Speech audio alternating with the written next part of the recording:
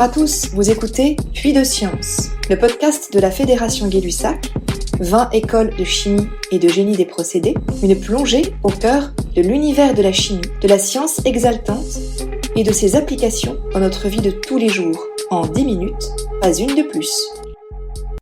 Bonjour chers auditeurs et auditrices de Puits de Science, et bienvenue aujourd'hui à Jean-Philippe Godard. Bonjour Jean-Philippe. Bonjour Isabelle. Jean-Philippe, vous êtes directeur de l'École nationale supérieure de chimie de Mulhouse. Vous êtes professeur de chimie moléculaire et chercheur au laboratoire LIMA. Donc c'est le laboratoire d'innovation moléculaire et application de l'Université de Strasbourg, Université de Haute-Alsace et CNRS, pour lequel vous avez participé à la création en 2018. Et nous allons aujourd'hui échanger sur la chimie organique, plus précisément la photochimie, c'est-à-dire l'utilisation de la lumière pour la transformation chimique. Mais vous allez nous expliquer tout ça, Jean-Philippe, en 10 minutes, pas une de plus, si vous êtes OK.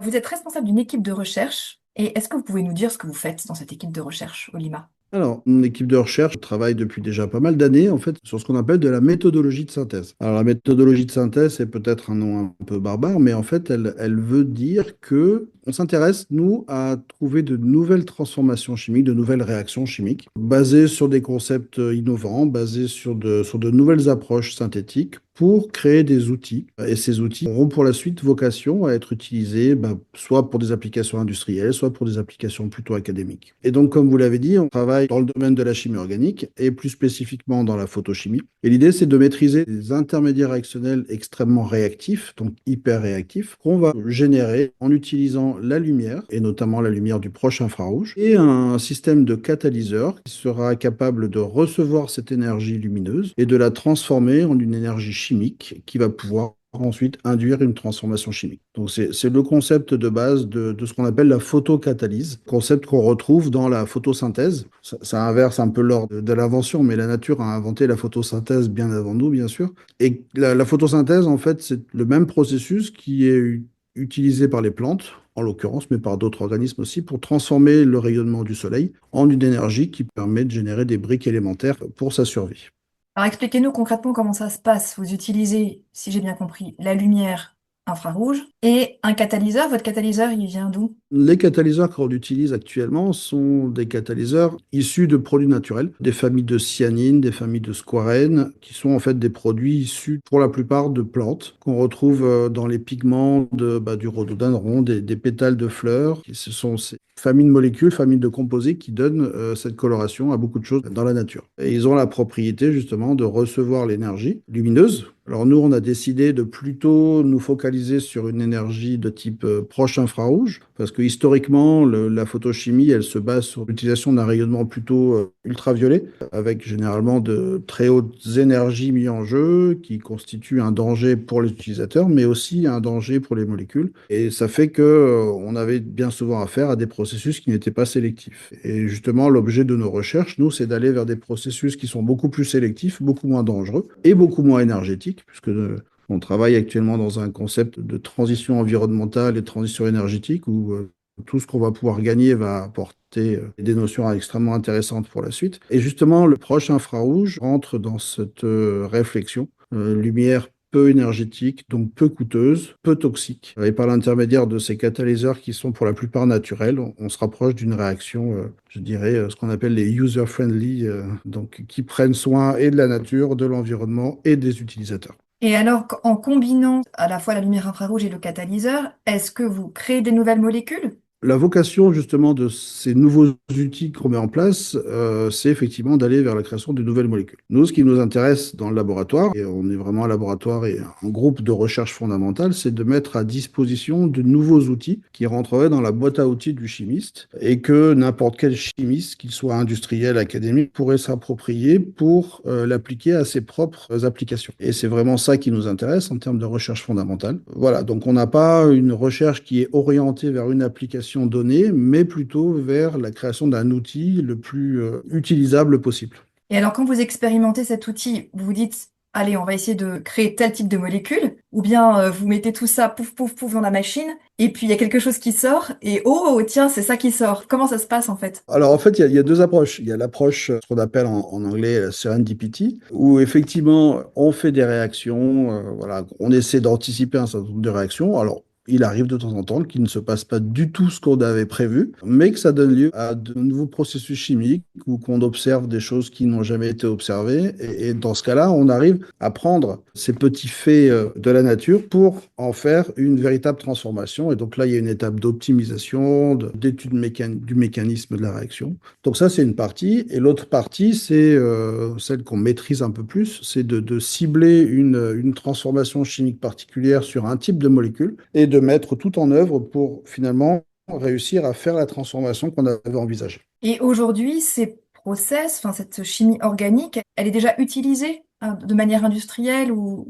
Alors, à ma connaissance, il n'y a pas d'application industrielle de nos différentes découvertes. Dans un premier temps, parce que le développement industriel d'une nouvelle réaction, d'une nouvelle transformation, bah, ça prend du temps. Donc peut-être qu'à terme, on peut espérer que nos inventions soient utilisées par des entreprises pour générer bah, des médicaments, par exemple, ou d'autres types de molécules. Par contre, ce qu'on sait, c'est que nos découvertes sont utilisées par d'autres groupes académiques dans le monde entier, et ça, on arrive à le suivre assez bien, puisque quand on publie dans des revues internationales des nouvelles inventions, ben, généralement on cite notre source d'inspiration et on est très régulièrement cité pour les travaux qu'on a fait à Mulhouse. Est-ce qu'il y a des innovations à venir dans votre laboratoire? Sur quoi est-ce que portent vos recherches là plus spécifiquement en ce moment et peut-être pour les quelques années prochaines? Justement, une fois qu'on a maîtrisé cette étape de je transforme la lumière en une énergie chimique, on a décidé d'aller un cran plus loin et ça, on a réussi à l'obtenir dans le cadre du programme de recherche France 2030, notamment par l'intermédiaire des PEPR. Alors, les PEPR sont les programmes et équipements prioritaires de recherche. Et on a été lauréat très récemment d'un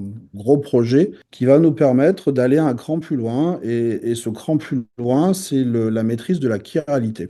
Qu'est-ce qu'est la chiralité? Oui, La s'il vous plaît, chiralité, c'est la Jean-Philippe, la propriété. chiralité.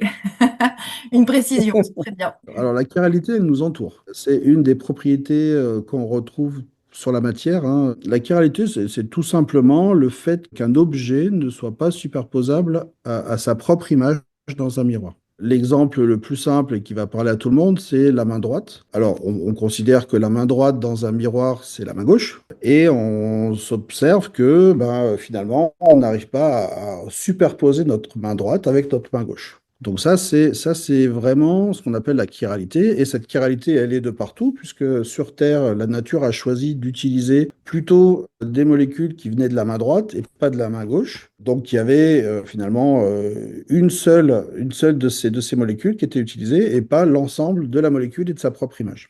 Une protéine, qui est une molécule chirale, n'est pas superposable à son image et donc elles n'ont pas les mêmes propriétés. Et donc nous, on s'intéresse maintenant à aller un cran plus loin, c'est-à-dire utiliser la lumière proche infrarouge, qui vont activer des catalyseurs qui, eux, vont avoir la propriété de transformer ou d'induire cette information de chiralité pour aller vers des réactions de synthèse ou de transformation qui permettraient de contrôler la formation d'un énantiomère ou de l'autre énantiomère. C'est comme ça qu'on nomme les deux objets, l'objet original et l'image dans son miroir. Ok, et ça, c'est une vraie innovation. C'est une vraie Et- innovation, notamment avec tous les systèmes qu'on va utiliser sur des cyanines, avec la lumière proche infrarouge. Et là, on pense vraiment apporter quelque chose d'important dans un cadre toujours bien sûr de recherche fondamentale, puisqu'il y a un intérêt très très fort, notamment dans l'industrie pharmaceutique, à être capable de synthétiser un seul de ces deux énantiomères. Je prends l'exemple peut-être du taminoïde, qui était une molécule utilisée dans les années 50 pour traiter les nausées sur les femmes enceintes. Et en fait, ce médicament comportait les deux énantiomères et on s'est très vite rendu compte que l'un était tératogène, donc induisait des malformations sur les fœtus, et l'autre soignait les nausées.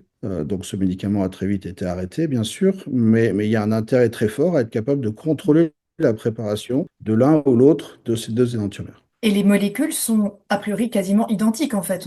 Pouvait pas savoir qu'il y avait ces deux types de molécules. Dans une première lecture, non. Ouais. Non, non.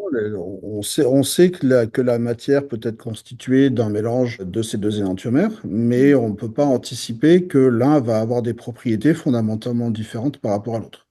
Eh bien, on arrive au terme de notre échange, Jean-Philippe, mais je nous laisse un petit rab de 1 minute, parce qu'en plus d'être enseignant-chercheur, vous êtes directeur d'une école de la Fédération Gay-Lussac. J'aurais aimé, si vous le voulez bien, pour terminer cet échange, que peut-être vous nous disiez qu'est-ce qui pourrait donner envie à un jeune de choisir la chimie organique. On n'en parle pas très souvent dans nos podcasts, donc voilà, peut-être vraiment les aspects différenciants de la chimie organique et qu'est-ce qui pourrait donner envie à un jeune de choisir cette chimie-là. La chimie organique, en fait, c'est... bon, je vais vous en parler avec d'autant plus de facilité que c'est une chimie qui me passionne. C'est la chimie du vivant. C'est-à-dire que quasiment, ouais, je dirais plus de 99% des processus qui nous permettent de vivre, qui permettent aux plantes, aux animaux, aux insectes de vivre, sont basés sur des processus de transformation organique. Donc la chimie organique, c'est la chimie du carbone, de l'hydrogène, de l'oxygène, qui sont les briques élémentaires de la vie sur Terre. Et donc, par la maîtrise de la chimie organique, on arrive à la maîtrise de beaucoup d'outils, à la compréhension de beaucoup de processus biologiques ou autres. Et pour moi, c'est vraiment le fondement élémentaire de beaucoup de chimie, puisque le reste provient ensuite d'applications de cette chimie organique transposée à des applications en mètre-chem. Les additifs pour les pneus chez Michelin sont des composés organiques aussi. Voilà, donc un monde très très vaste qui peut s'ouvrir par la maîtrise de cette chimie. On peut même aller jusqu'à la synthèse de polymères, qui devient de plus en plus importante maintenant dans notre société. Tout ça est basé sur des processus de chimie organique qu'on vient de maîtriser pour ensuite aller vers des applications. Donc c'est un monde formidable, très riche, source d'inspiration pour énormément de chimistes. Et je comprends aussi que ça puisse être un peu effrayant pour certains étudiants parce que la chimie organique n'a pas forcément toujours une très bonne réputation, mais en tout cas, elle mérite vraiment de s'y intéresser et de la comprendre. Merci Jean-Philippe, merci à tous les auditeurs de notre podcast et à bientôt. Vous avez aimé ce podcast? Dites-le en mettant 4 étoiles sur votre plateforme d'écoute préférée. Abonnez-vous à notre chaîne de podcast, la Fédération Gay-Lussac fait sa chimie. Et retrouvez-nous sur notre site internet 20écolesdechimie.com et nos réseaux sociaux. À bientôt!